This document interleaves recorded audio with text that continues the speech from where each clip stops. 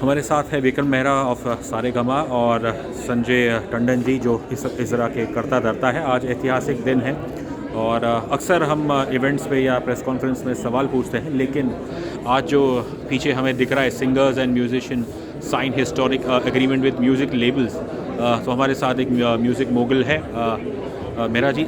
सबसे पहले तो आप क्या कहना चाहेंगे? देखिए, आपको जवाब तो पहले ही मिल गया, पीछे लिखा ही हुआ है। हमारा बहुत स्ट्रांगली मानना था सबका कि अगर किसी भी इंडस्ट्री को बड़ा होना है तो सारे उसके पार्टनर्स को कोलैबोरेट करना पड़ेगा। जैसे अगर मुझे कोई रेस दौड़नी है तो मेरे शरीर का हिस्सा हेल्थी होना चाहिए, कोऑर्डिनेशन में काम करना चाहिए, वही इंडस्ट्री का भी हमारे हाल है। तो अभी बहुत खुशी है हमारे को कि म्यूज़िक लेबल्स और सिंगर्स के बीच में now we have an agreement, और ये लॉन्ग टर्म एग्रीमेंट है जिससे कि दोनों लोग मिलकर इंडस्ट्री को बड़ा करेंगे और जो मनी डिस्ट्रीब्यूट होगा वो फेयर तरीके से सब मेंबर्स में बढ़ेगा। थोड़ी देर पहले संजय जी ने मुझसे कहा कि ये जो जंग, ये शब्द का इस्तेमाल किया जा रहा है आज, ये 20-22 साल की जंग है।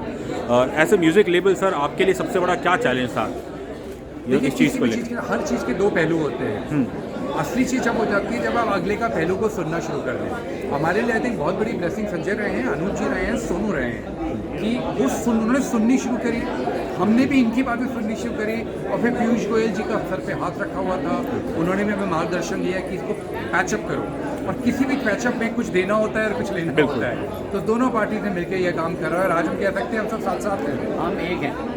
सर, कुछ आपने देना और लेना की बात की, तो कुछ इस देन लेन के बारे में कुछ कह सकते हैं? ये अग्रीमेंट्स है। Okay. अब अग्रीमेंट ये पैसे की लेन देन नहीं है हुजूर। ओके। ये अग्रीमेंट्स है। हाँ, ऑब्वियसली किसी भी अग्रीमेंट के अंदर कोई क्लॉज किसी के साथ में आ रहा होता है तो अभी सारी चीजें सब सुलझ चुकी हैं, सारे एग्रीमेंट साइन हो चुके हैं। तो ये स्टेटमेंट ऑफ इंटेंट नहीं है, ये स्टेटमेंट ऑफ रियलिटी है। आज की तारीख में ये हो चुका है।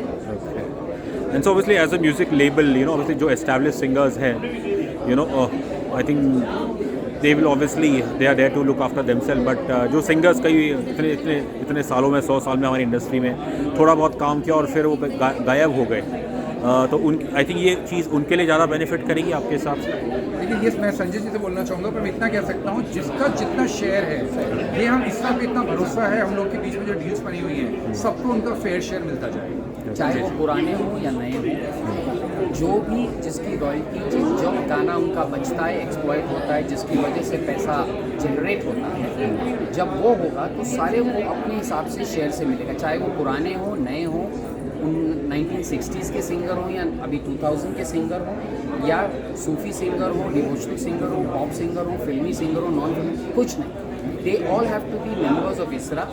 और जब वो मेंबर ऑफ इसरा हो जाएंगे तो उनकी रॉयल्टी उन तक ज़रूर पहुंचेगी और एक ट्रांसपेरेंट वे में पहुंचेगी, इसका मैं पूरा विश्वास करता हूँ। जस्ट अ फाइनल क्वेश्चन मेरा, so I guess the future holds bright for singing talents in India, और उनको लिए आप क्या मैसेज देना चाहोगे for rising talent? Bright for the overall music industry. मेरा ये मान के चलना है कि हमारे म्यूजिक से ज़्यादा बड़ी सॉफ्ट पावर हमारे देश के पास नहीं है। हमारा जो हिंदुस्तान का अमेजिंग कल्चर है उसको म्यूजिक बाहर जाके दिखा पाता है। आप किसी भी पार्टी में न्यूयॉर्क में जाके देखिए, जब हमारे गाने बजने शुरू होते हैं तो सब डांस करते हैं, सिर्फ हिंदुस्तानी डांस नहीं करता है। ये जब हम लोग सब साथ हो गए हैं, पहले हमारा IPRS के साथ हाथ हो गया था, तो राइट जो गाने लिखते हैं और जो गाने कंपोज करते हैं और गाने सुनते हैं और जो गाने गाते हैं, अब ये सब साथ में मिलकर आ चुके हैं बैठे। तो मेरा मान के चल रहा है कि अब इंडस्ट्री ओवरऑल बहुत अच्छी तरह से ग्रो करेगी। Thank you so much sir, wish you all the best. Thank you. Pleasure. Thank you.